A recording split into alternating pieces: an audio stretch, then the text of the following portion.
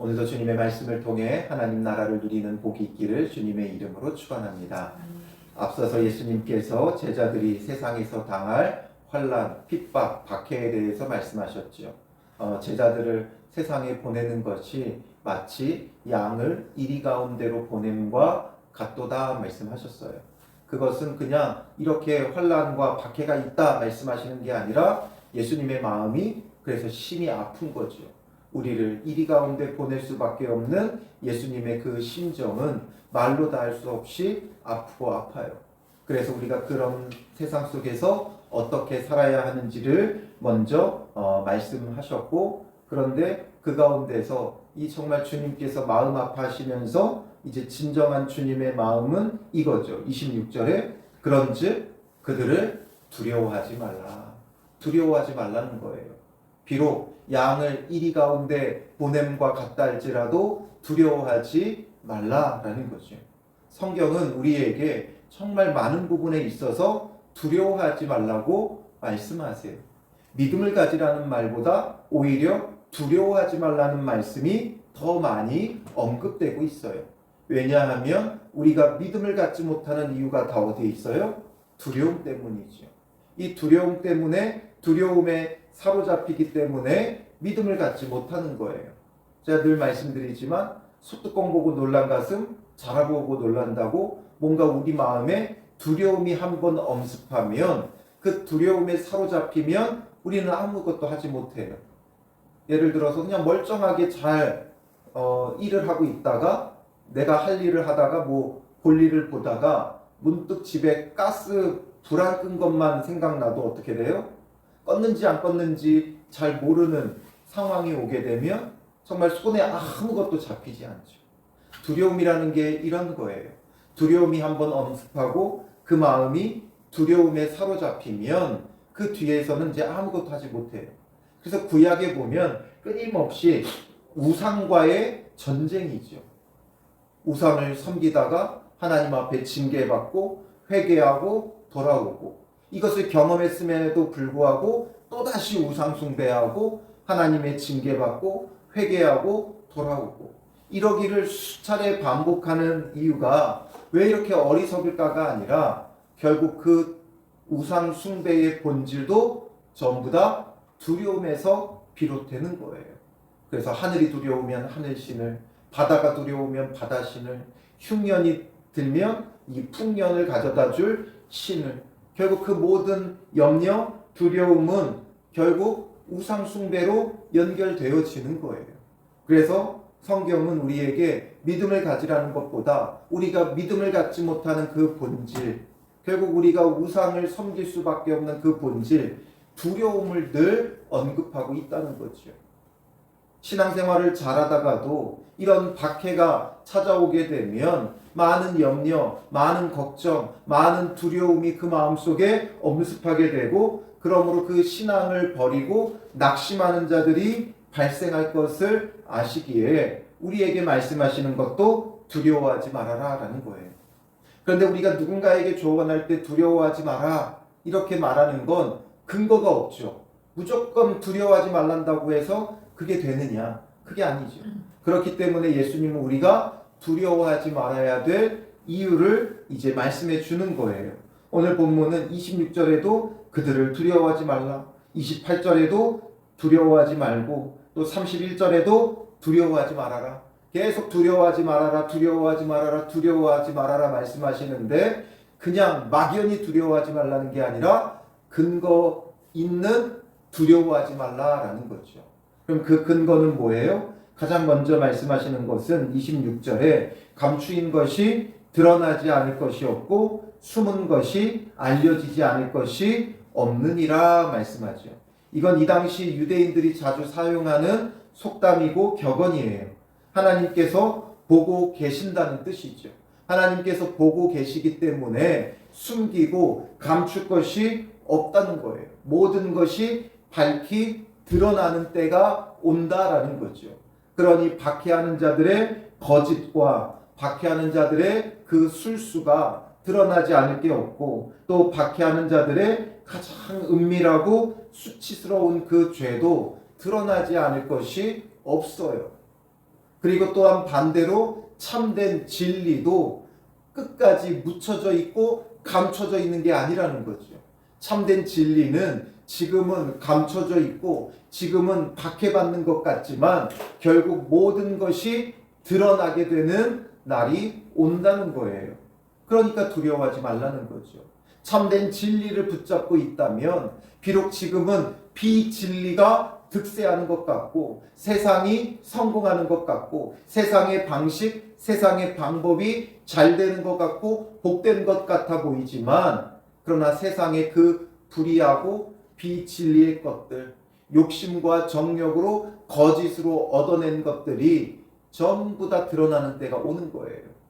그리고 오히려 진리를 가지고 박해받았던 우리의 그 참된 진리가 밝게 빛나게 되는 때가 오는 거죠.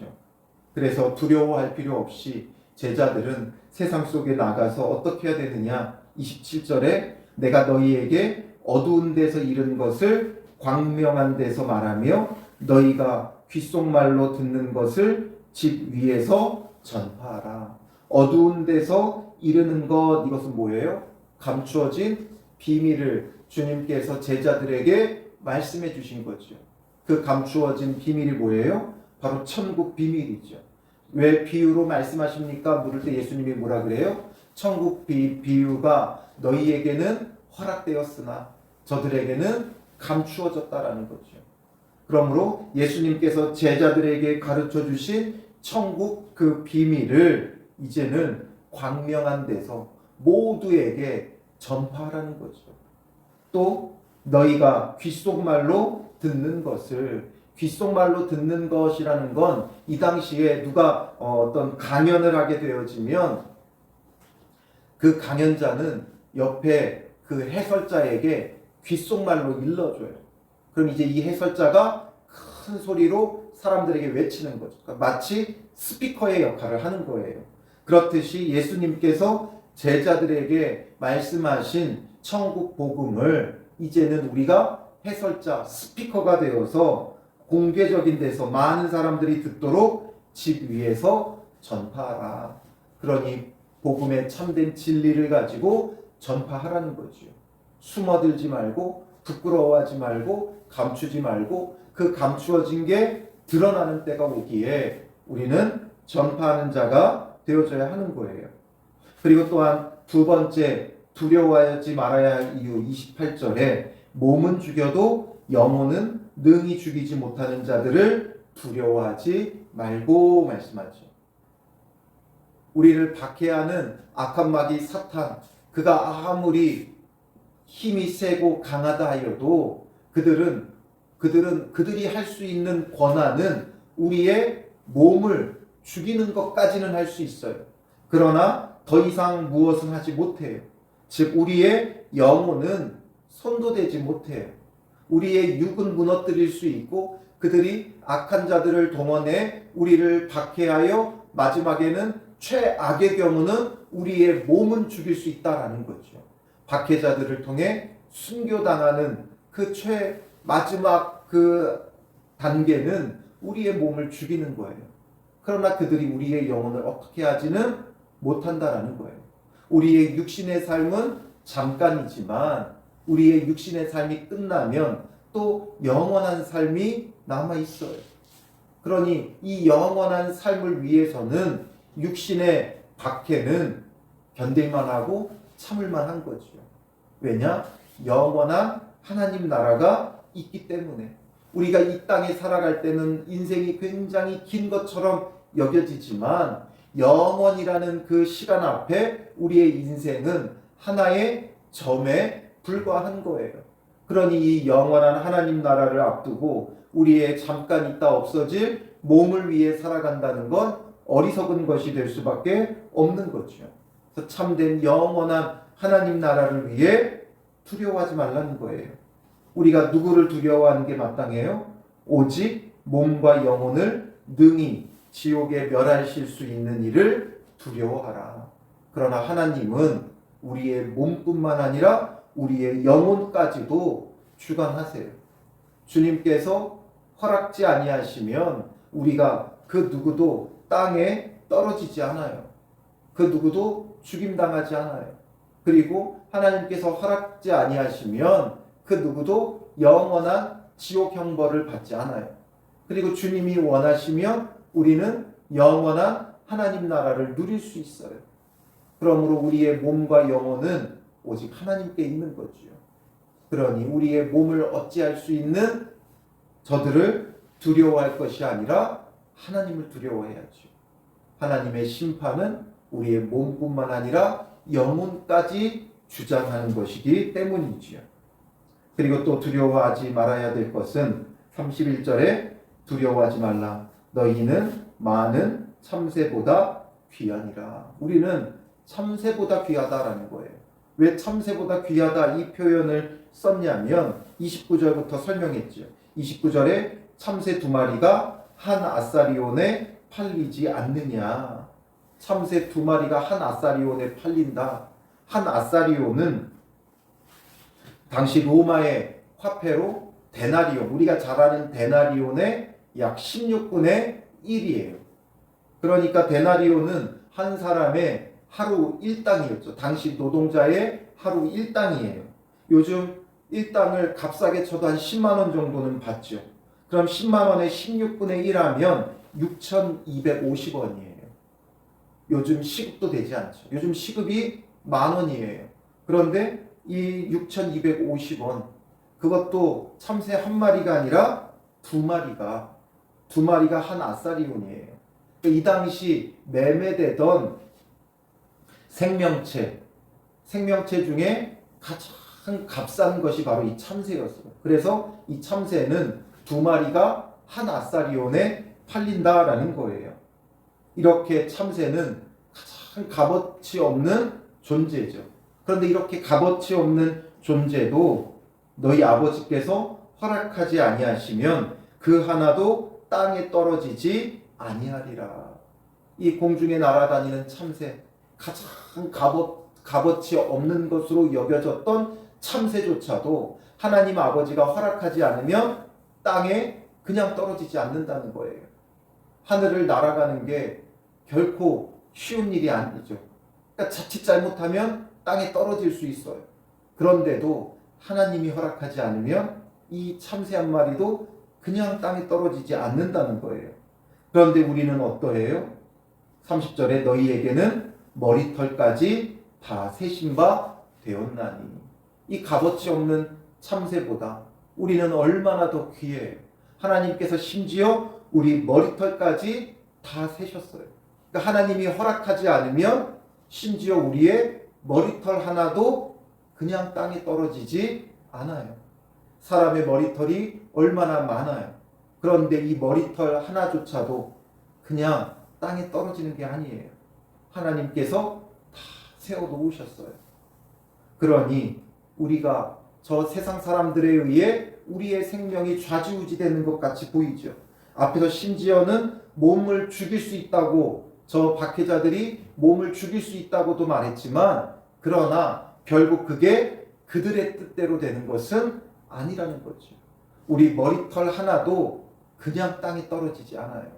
하나님께서 허락하지 않으면 안 돼요. 왜냐? 하나님이 다 세워놓았기 때문에, 하나님께서 다 계수해 놓았기 때문에, 즉 머리털 하나 상하지 않게 우리를 돌보고 계신다는 거지요. 그러니까 두려워하지 말라. 너희는 많은 참새보다 귀하니라. 그 많은 참새보다도 더 귀한 게 너희다. 하나님께서 참새 한 마리도 그냥 땅에 떨어지지 않게 한다. 그러니 우리 머리털까지 세워놓으신 하나님께서 우리 머리털 하나도 땅에 그냥 떨어지는 법이 없어요. 하나님께서 허락하지 않으면 머리털 하나 상하게 할 수 없다라는 거죠. 그러니 세상이 아무리 우리를 박해한다 할지라도 우리를 잡아먹으려는, 양을 잡아먹으려는 이리처럼, 또 먹잇감을 사냥하려는 우는 사자같이 잔뜩 웅크리고 기회를 보고 있다 할지라도, 그러나 우리의 머리털 하나 상하게 할 수 없다라는 거죠. 그러니 두려워하지 말아라. 즉 주님께서 우리와 함께 하실 것이고 주께서 우리를 지키실 것이기 때문이에요. 우리의 막막한 미래 때문에 두려움에 휩싸이기도 하고, 또한 앞으로 벌어질 일에 대한 여러 염려들, 또 요즘은 심지어 기후 환경, 또 급변하는 사회, 경제적인 어려움, 정치적인 혼란, 또 요즘 AI가 계속 이제 뉴스에 이야기가 나오죠. 그러니 급변하는 이 미래에 대한 불안함, 염려, 두려움, 이런 세상 속에 우리가 어떻게 믿음을 가지고 살아가야 되느냐, 걱정될 수밖에 없고 두려울 수밖에 없죠. 그러나 두려워하지 말라는 거예요. 하나님이 우리 머리카락까지 세워놓았어요. 머리털 하나 함부로 그 누구도 해하게 할 수 없어요. 그러니 우리가 두려워하지 말고 32절, 33절, 그러므로 결론이 뭐예요? 누구든지 사람 앞에서 나를 시인하면 나도 하늘에 계신 내 아버지 앞에서 그를 시인할 것이요. 누구든지 사람 앞에서 나를 부인하면 나도 하늘에 계신 내 아버지 앞에서 그를 부인하리라. 우리는 언제 어디서나 우리의 믿음을 지켜야 되고 믿음을 나타낼 수 있어야 돼요. 믿음을 감추는 자가 아니라, 숨기는 자가 아니라, 어떤 상황에도 당당하게 예수님이 나의 주인이심을 고백하며 내 뜻대로가 아닌 주님의 뜻대로 살아가는 믿음의 사람이 되어야 하는 것이죠. 사람 앞에서 주를 시인하면 주님도 늘 우리를 인정해 주는 거예요. 하나님 아버지 앞에서 시인하시는 거예요. 그러나 우리가 사람 앞에서 부인한다? 예수님께서도 하나님 아버지 앞에서 우리를 부인하시는 거죠. 예수님이 나의 주인입니다. 이렇게 고백하는 게 무슨 그렇게 중요한 거냐 말할 수 있지만, 거짓으로 고백할 수 있다 말할 수 있지만, 지금 어떤 상황 속에서예요? 박해 가운데서죠. 박해 가운데서도 주를 시인한다는 건 끝까지 견딘다는 거예요. 끝까지 그 믿음을 놓지 않는다는 거예요. 그러므로 제자들이 박해당하는 상황, 순교당하는 그 상황 속에 예수님이 나의 주인입니다, 이 고백이 그들의 생사가 오가는 고백이죠. 그럼에도 불구하고 고백할 수 있는 것, 그것은 정말 참된 믿음의 소유자라는 것을 증명해 주는 사건이 되는 거예요. 그러므로 우리는 어디서나 우리의 이 믿음을 감추지 말고 예수님을 믿는 자임을, 예수님이 우리의 주인 되심을 날마다 고백하며 또 전하는 믿음의 사람들 되시기를 주님의 이름으로 축원합니다. 기도하겠습니다. 살아계신 아버지 하나님, 제자들을 세상에 보내는 것이 양을 이리 가운데 보냄과 같다 하며 마음 아파하시고 또 염려하시며 그들을 위하여 두려워하지 말라 말씀하시는 주님, 감추인 것이 드러나지 않을 것이 없고, 또한 몸은 죽여도 영혼은 그들이 능히 죽이지 못하고, 그렇다 할지라도 하나님께서 예수 그리스도를 통해 친히 우리와 함께 하심으로 머리털까지 다 세신 바 되어 머리털 하나 상하지 않도록 우리와 함께 하시고 지키시는 주님이시기에 두려워하지 말라 말씀하시는 주님, 우리 안에 있는 모든 염려와 걱정과 두려움을 떨쳐버리게 하시고 우리를 귀하게 여기며 지켜 보호하시는 주님과 동행하고 있음을 우리가 깨닫게 하시고 고백하게 하시고 오직 예수 그리스도를 주로 시인하는 믿음의 사람들 되게 하여 주시옵소서. 우리의 삶을 통해 예수 그리스도가 전해지고 증명되고 고백되고 영광받는 그런 믿음의 삶이 되게 하여 주시옵소서. 오늘 하루도 힘써 예수님만이 우리의 주인이심을, 우리의 구원자 그리스도이심을 시인하며 증거하여 드러내는 믿음의 삶이 되게 하여 주시옵소서. 두려워하지 말라 말씀하시는 주님의 음성이 우리의 마음 가운데 들려지게 하시고 우러남이 있게 하여 주셔서 우리가 그 웅장해지는 마음을 가지고 강하고 담대하게 오늘도 세상 곳곳으로 나가는 믿음의 사람들 되게 하여 주실 줄 믿사오며 예수님의 이름으로 기도합니다. 아멘.